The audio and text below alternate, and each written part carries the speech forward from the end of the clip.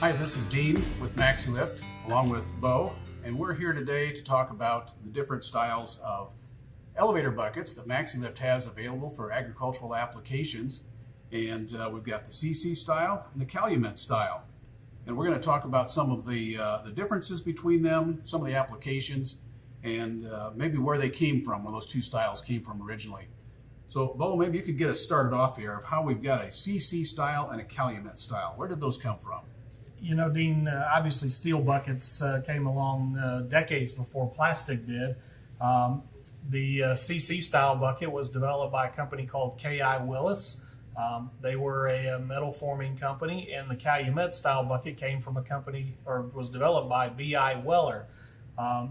They became the two most prominent bucket styles in the industry during that time. And then when plastic was introduced, the plastic manufacturers, Maxi-Lift and some of our competitors, looked at what the most popular designs were and obviously modeled our plastic versions after those designs.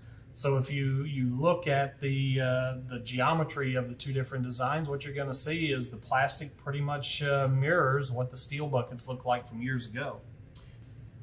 Now we've got two different shapes here. Basically, we've got the CC style and we've got the calumet style. Can you describe just a little bit, why did we come up with those two different styles, and especially the look of the CC, I guess would be the good way to put it? Ultimately, what you're talking about is two different steel manufacturing preferences. Both buckets have a radius belly, but there are different ways of getting the radius into the belly of the bucket.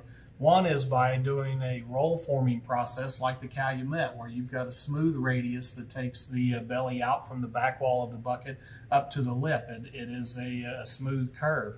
The CC version, K.I. Willis's version, they decided instead of doing that roll forming technique, they would use a brake press and create a series of angles in the bottom of the bucket. Right. And they still achieved the same exit angle at the bucket lip, but instead now the bucket, instead of being smooth throughout the bottom, or the belly as we like to call it, it has a series of angled brakes. And then when we developed the plastic versions of those same buckets, we just followed that same geometric pattern that was popular in the steel designs.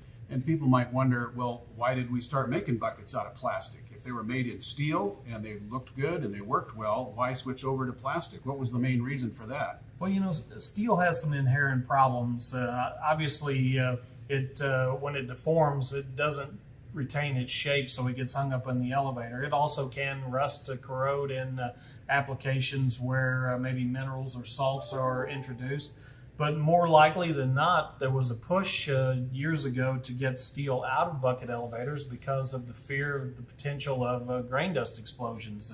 Metal-to-metal contact at high speed might introduce a spark and might create a situation where it caused a dust explosion in an elevator. So for safety concerns, that was probably the push to get that into to the plastic design. So if someone wants to change from one design of bucket to another, what would you say they can expect in their bucket elevator? You know, to be honest, both bucket designs are designed to operate over the same pulley diameters at roughly the same speeds. So my expectation would be you're going to see almost no appreciable difference in the performance of the two buckets. If you have questions about that and want to speak to an expert, give us a call here at Maxi-Lift and let us help you make that decision. Thanks. This is Dean and Bo with Maxi-Lift. Have a good day.